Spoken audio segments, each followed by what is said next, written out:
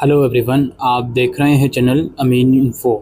और एक generic elective में सीबीसीएस सेमेस्टर 6 में सब्जेक्ट है इंग्लिश का मीडिया एंड कम्युनिकेशन स्किल्स। तो इस वीडियो में इसका हम पीवाईक्यू और एग्ज़ाम पैटर्न डिस्कस करेंगे। किस टाइप के क्वेश्चन एक्चुअल में इस पेपर में आप लोगों को देखने को मिल सकते हैं। ये पेपर थ्योरेटिकल भी कह सकते हो, प्रैक्टिकल भी कह सकते हो। प्रैक्टिकल क्यों कह सकते हैं, वो आप क्वेश्चन पेपर देखोगे तो आप लोगों के चीज़ें समझ में आ जाएंगी। तो सबसे पहले दोस्तों इसके सिलेबस पर नज़र डालते हैं, या सिलेबस से पहले मैं आपको इस सब्जेक्ट का ब्रीफ इंट्रोडक्शन करवा देता हूँ। इस सब्जेक्ट के अंदर एक्चुअल में जो चीज़ें पढ़ाई जाएंगी वो मीडिया से रिलेटेड, और मीडिया के अंदर आपको राइटिंग स्किल्स किस तरह की मीडिया के अंदर होनी चाहिए वो आपको पढ़ाया जाएगा। तो हम सीधा इसके यूनिट्स पर आ जाते हैं। पहली जो यूनिट है वो मास कम्युनिकेशन के बारे में आपको पढ़ना है। ठीक है, जब हम कम्युनिकेशन कहते हैं तो इसका सीधा सीधा मतलब है आपस में बातचीत करना। और जब इसको हम मास कम्युनिकेशन बोल देते हैं तो बहुत ज़्यादा लोगों तक एक साथ बातचीत करना। ठीक है, वो फ़र्क नहीं पड़ता कि वो जोग्राफिकली कहाँ पर हैं, वो फ़र्क नहीं पड़ता कि वो किस बैकग्राउंड से हैं। और ग्लोबलाइजेशन और मास कम्युनिकेशन में क्या लिंक है वो सब चीज़ें आप पढ़ोगे। और मास कम्युनिकेशन के फॉर्म्स कौन कौन से हो सकते हैं। It may be print media, it may be television, radio, any other media, it may be advertisement. ठीक है, तो ये पहली यूनिट में आप पढ़ोगे। पहली यूनिट में यानी कि हर एक यूनिट में आप देखोगे कुछ टॉपिक्स दिए जाएंगे। जैसे फॉर एग्जांपल ये तो थ्योरेटिकल पार्ट हो गया, और कुछ प्रेजेंटेशन के लिए यहाँ पे चीज़ें बताई जा रही हैं।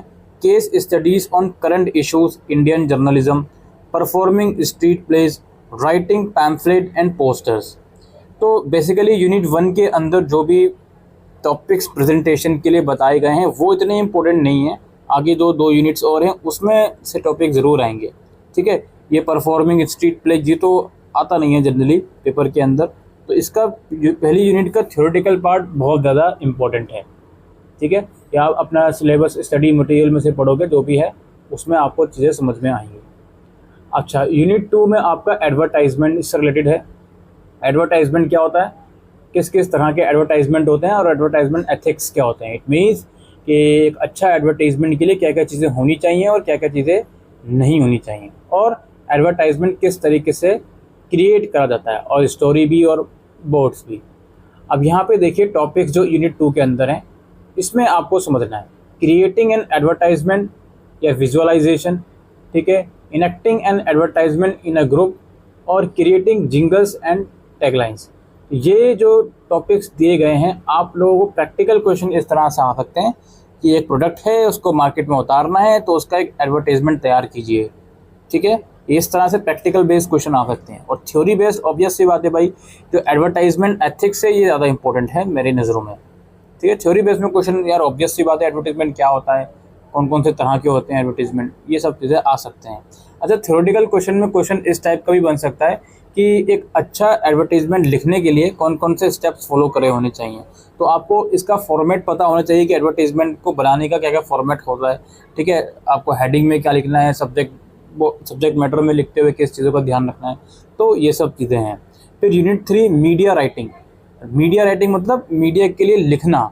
इसमें सबसे पहले आपको टीवी एंड रेडियो के लिए स्क्रिप्ट पता होनी चाहिए, किस तरह से स्क्रिप्ट लिखी जाती है, और न्यूज़ रिपोर्ट या एडिटोरियल किस तरह से प्रिपेयर करे जाते हैं, और प्रिंट या ऑनलाइन मीडिया के लिए एडिटिंग किस तरह से करी जाती है। ऊपर के जो दो पार्ट्स हैं ए और बी, ये ज़्यादा इंपॉर्टेंट है इसके अंदर। और जब आप प्रेजेंटेशन के लिए टॉपिक्स देखोगे तो उसमें भी वही चीज़ है, स्क्रिप्ट राइटिंग टीवी न्यूज़ के लिए, पैनल डिस्कशन के लिए, रेडियो प्रोग्रामिंग के लिए, ये सब चीज़ें इसमें बताई जा रही हैं। और न्यूज़ रिपोर्ट तैयार करना या फिर रिव्यू। जी हाँ, इसमें बुक रिव्यू या फिल्म रिव्यू के ऊपर ही क्वेश्चन बन सकता है। इंटरव्यूज़ वगैरह भी हो सकता है, आधा इंटरव्यूज़ राइटिंग वगैरह। ठीक है, एडिटोरियल वगैरह आ सकता है इस तरीके से। और लास्ट वाला जो आपका यूनिट है ये आपका साइबर मीडिया और सोशल मीडिया से रिलेटेड है, यानी कि ऑनलाइन डिजिटल मीडिया के बारे में आपको पढ़ना है कि क्या होता है, इसका इंट्रोडक्शन, इसका इम्पैक्ट क्या होता है सोशल मीडिया का। ये चीज़ें आप लोगों को पढ़नी है अपने सिलेबस में।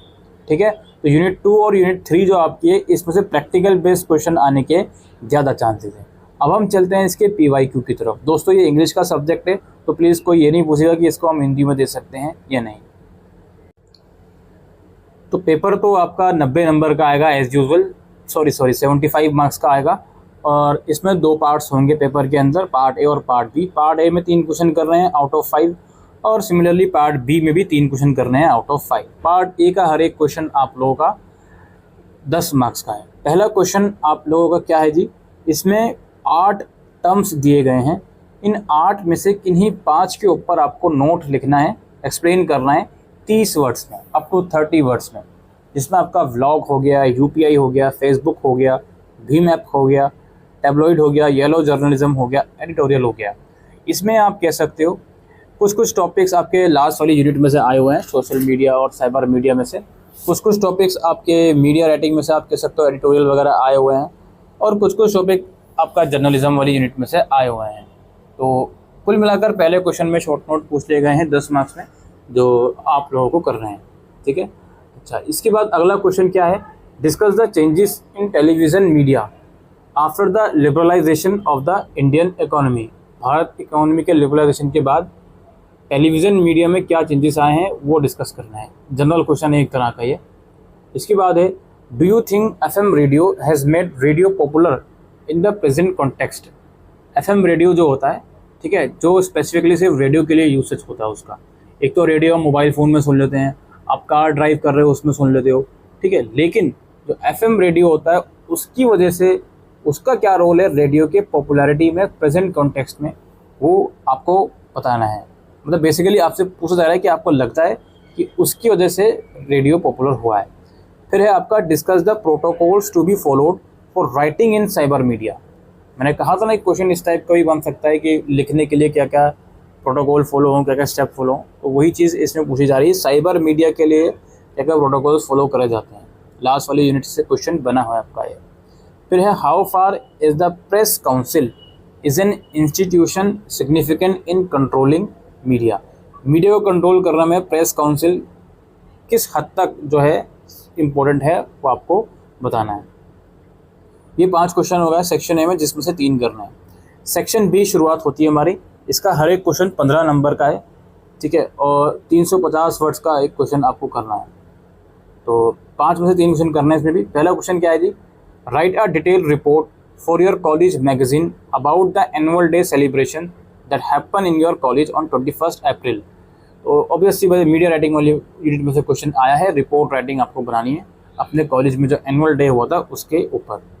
फिर है आपका स्क्रिप्ट लिखना है आपको रेडियो के लिए, feature on the upcoming soccer world cup. Upcoming soccer world cup के ऊपर एक स्क्रिप्ट लिखनी है रेडियो के लिए आपको, ऑलराइट। फिर है आपका रिव्यू लिखना है आपको, जो रिसेंटली वेब सीरीज़ आपने देखी है उसका।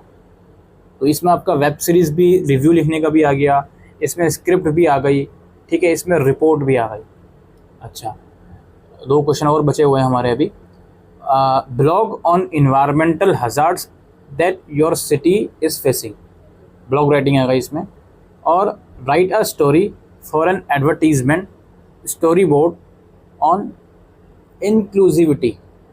इंक्लूसिविटी के ऊपर आपको स्टोरी लिखना है एडवर्टीजमेंट स्टोरी बोर्ड के लिए, ठीक है।